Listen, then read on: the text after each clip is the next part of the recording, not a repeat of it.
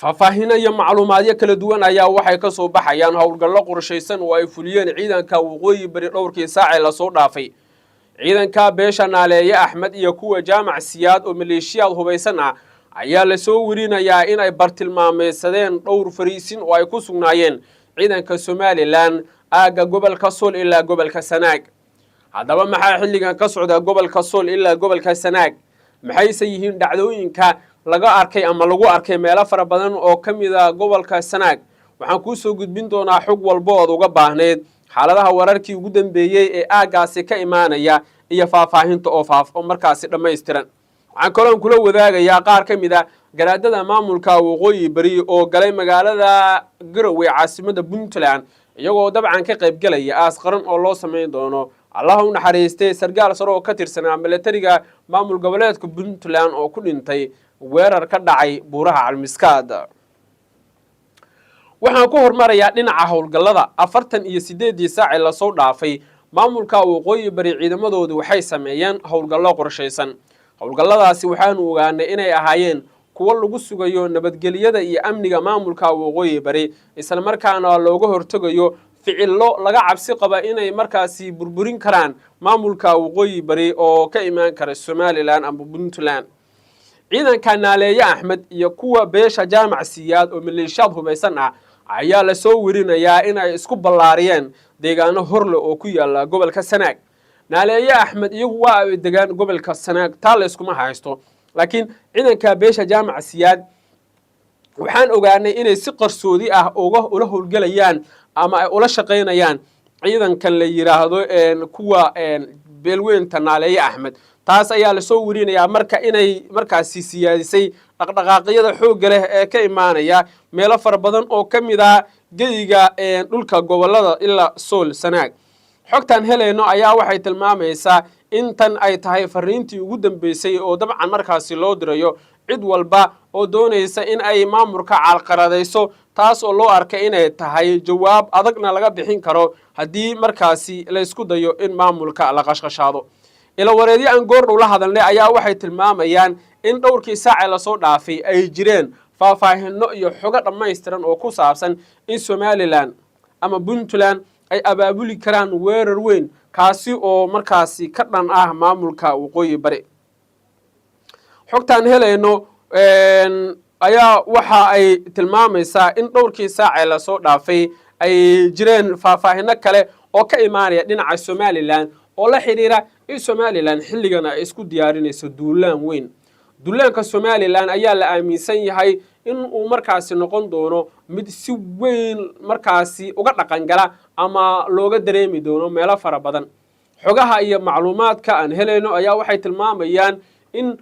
marka ka dambeysa la arkayo in ciidanka Somaliland ama kuwa Puntland ay isku fidinayaan deegaano horle calaashan ciidankii Somaliland ee ku sugnaa magaalada Ceergaabo waa isballaariyeen oo deegaanada hoos yimaada Ceergaabo ayay isku ballaariyeen sidaas la mid ah ciidankii maamul goboleedka Puntland iyagana waxa la soo warinayay inay deegaano horle isku ballaariyeen taas ayaa marka waxa la leeyahay waxay sababtay in ciidanka waqooyi bari iyo kuwa maleeshiyaadka ah ee ka hoos shaqeeya sida naaleeye Axmed iyo beesha jaamac siyaad in ay sameeyaan galaangalladaasna dabcan ay noqdaan kuwo markaasi wax weyn u goyn kara si amniga u sugaan isla markaana iskaga difaacaan cid walba oo deegaanadooda ku soo gardaroota Somaliland iyagu waxay sheegeen saraakiisha dhanka militariga qaabilsan in deegaanada ay ka maqan yihiin deegaanadaasna ay kamid yihiin laascaano oo ay doonayaan in magaaladaasi ay qabtaan haddii Somaliland ay wali aaminsan tahay in deegaanada ay ka maqan yihiin markan Somaliland iyo Puntland waa inay u diyaar garoobaan dagaal taas ayaa ah xaqiiqada jirta loona baahan yahay in si dhab ah loo qaato sida ay tilmaamayaan wararka iyo macluumaadka aan heleyno dhowrkii saac la soo dhaafay sidaas oo kale way jireen macluumaadyo iyo faahfaahinno ka soo baxay dhinacyo kala duwan oo la xiriira sida Puntland iyo Somaliland ay u doonayaan inay duulaan weyn ku qaadaan maamulkan curdunka ah ee saldhigiisu yahay magaalada Laascaanood taas oo loo arkay inay tahay falsafadii ugu dambeysay oo ciidanku isku difaaci karaan haddii noqoto in la soo weeraro xubno saraakiil ah oo ka tirsan maleeshiya beeleedyada naaleeye Axmed iyo jaamac siyaad waxay tilmaameen in iyagu ay difaacanayaan deegaanadooda aysan iyagu duulaan ku ahayn Puntland duulnaan la ku ahayn Somaliland laakiin xaajadu haddii ay noqoto in la soo weeraro aysan gacmaha laaban doonin oo ay dagaalami doonaan waxay ku soo kordhay saaxiibayaal dhaqdhaqaaqyada xoogga leh ee dhanka ciidamada ah ee ka socda Sool iyo Sanaag wararkeena dambe ayaan idinkugu tabinayaa markana qaar ka mid ah garaadada maamulka waqooyi bari ama golaha isimada dhaqanka sare ee maamulka waqooyi bari ayaa goordhow waxay gaareen magaalada Garowe ee caasimadda dowlad goboleedka Puntland si halkaasi uga qayb galaan aas loo sameynayo Allah ha u raxmadee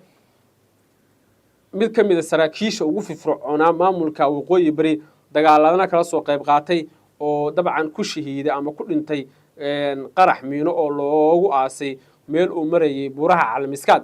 Allah u naxariistay marxuumka dhintay wuxuu ahaa taliyay guutada labaad ee ciidanka daraawishta dowlad goboleedka Puntland waxa uu shalay ku dhintay qarax miino oo ay lahaayeen mas'uuliyadooda kooxdan arxaka daran ee la yiraahdo Daacish ee buuraha Calmiskaad ku dhumaalaysanaysa aaska dabcan waxa ka qayb galaya mas'uuliyiin ka tirsan Puntland مسؤولين كتيرسن دولة ديجانك مسؤولين كتيرسن بيش ورسنجلي مسؤولين كتيرسن بيش دول بهانته مسؤولين كتيرسن معمول كوقوي بري مسؤولين كتيرسن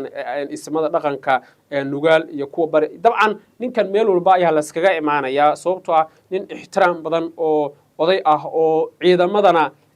أدو قدريان بوها سيدو أصيل لميدا نين كان اللهم حريسته وحوها سرقالك وقفر فرعونات دقالك مركز لجاه الله يو مركزي طبعا kasoo qayb qaatay dagaaladii ka dhacay gobolka Sool sidaas la mid ah ninkan wuxuu kasoo qayb qaatay dagaalo dhowr ah oo lala galay ciidanka Somaliland kuwaas oo dhacay 2023 iyo 2024 markii loo wareejiyay buuraha Calmiskaad wuxuu ahaa saraakiisha ugu firfircoonaa ee dagaalada iyo arrimahan kala waday waxaana la filayaa جنة الفردوس الله كورابي إن أسقرن لوجو سمية مقالة جروي شلي وحالة دمع إن لوجو أسو مقالة بوساسو لكن أمر كسو بحي سعيد عبد الله الدني أيا وحى السببتي إن مرحوم كلوسو وريجيو مقالة جروي سهل كاسي أي إسكوجو تجان مركا مدحون الفردية أيا اسمه الربيع إنه كقرب جرو لكن وحالة شيء إنه كجاب سيصابته خلاف كود حياة فردية يسعيد عبد الله الدني حتى تعسيد وأي سامسي marka ismada dhaqanka ayaa ka qayb galaya ismada dhaqanka marka ka qayb galaan aaska qaranna waxa la filayaa inay dib ugu soo laabtaan magaalada Garowe waxa jira warar kale oo sheegaya in ismadu ay kulan la qaadan doonaan ismada kale ee nugaal ku sugan si aayaha iyo mustaqbalka maamulka waqooyi bari iyo maamul goboleedka Puntland looga wada hadlo isla markaana xaajada hal gobol isku wada keeno sida ay tilmaamayaan wararka iyo macluumaadkan heleno إن شاء الله داود يلو حكو سو كردا waxaan idinkugu tabin doonaa wararkeena dambe haday noqoto inay mar kale ama is arkaan garaadada maamulka waqooyi bari iyo sidoo kale dani iyo haday is arkaan garaadada maamulka waqooyi bari iyo sidoo kale ismada dhaqanka ee kale waxaan idinkugu soo tabin doonaa wararkeena dambe haday tahay markii kugu horeysay nagu soo biro subscribe channelkan soo dhawaada saaxiibayaal